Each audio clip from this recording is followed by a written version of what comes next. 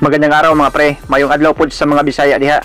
Undefeated ng bansang Tanzania na si Goodluck Rema, bulagta kay Santissima. Muli nating balikan at pag-usapan ang nasabing laban. Pero kung bago ka sa aking munting tahanan, pasuporta naman pre, click mo lang ang subscribe button at notification bell button para lagi kang updated sa mga videos ko. July 18, 2017, naglaban ang ating kababayang knockout artist na si Gio Santissima na may boxing record na 13 wins, 2 losses at 11 dito via knockout kontra sa undefeated boxer ng Tanzania na may malinis na kartadang 16 wins at 8 dito via knockout at ginanap ito sa Cebu City.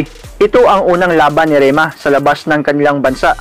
Ayon pa sa kanyang coach na si Paul Akot, ay may laban daw sana ang bata nila sa Tanzania para sa IBO title sa Africa, pero mas pinili daw nila na labanan si Santissima dahil mas malaking laban daw umano ito at naniniwala sila na kung mananalo sila ay malaking oportunidad daw ito para sa world ranking ng kanilang batang si Rema. Sa interview sinabi ni Rema na may perpektong game plan na umano sila para talunin si Santissima. I am very motivated. I feel like I am fighting for a world title already. I am so excited to show my skills and beat him. Sabi din ng coach ni Rema na si Paul Akot, remember when Buster Douglas shocked the world when he beat Mike Tyson? That's what is going to happen this Saturday. Goodluck will do a Buster Douglas on that night. Sagot naman ni Gio Santissima. Ay alam daw niya na mahirap ang laban na to. I saw videos of his fights and I agree that he is a good boxer. But I would not fall in my own turf. I asked for a fight like this because I want to show that I am a real deal. I want a regional title fight and I think I will get that if I beat this guy. Tinanong naman si Rema kung may negative factor ba sa kanya ang lumaban sa unang pagkakataon sa labas ng kanilang bayan. Sagot naman ni Rema na wala daw talaga dahil sa ibabaw ng lona ay sila lang dalawa ang maglaban. Sabi pa ng coach niya ay seryoso daw talaga sila sa laban kay Santissima. Nagtitrain daw sila na parang world title fight na, habang si Santissima naman ay siguradong nasa top condition daw siya para labanan ang undefeated na taga Tanzania.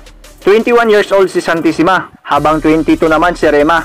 Sa gabi ng laban, nagpakitang gilas agad itong Tanzanian. Agresibo, sumusugod, bumabato ng mga kumbo. Natamaan ng malakas na kaliwa ni Santissima at napayakap ito, pero sugod pa rin ito ng sugod hanggang sa masapol ng kanang counter ni Santissima at bulagta ang undefeated ng Tanzania.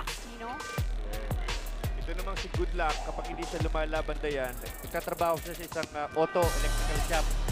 Oh!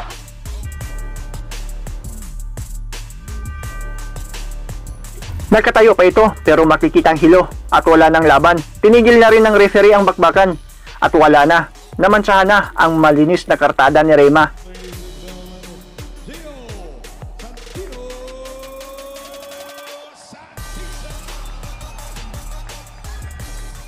Panalo ang knockout artist nating kababayang si Gio Santissima via first round KO. Shout out kay Elgin Galagar, Skylark Kabahog, Roland Pianya, Januel Hagunoy, Ronnie Bohol, Emma Adlawon, What's up you from Cebu, Valiente Family Vlog. Ingat kayo dyan pre at maraming salamat sa panonood.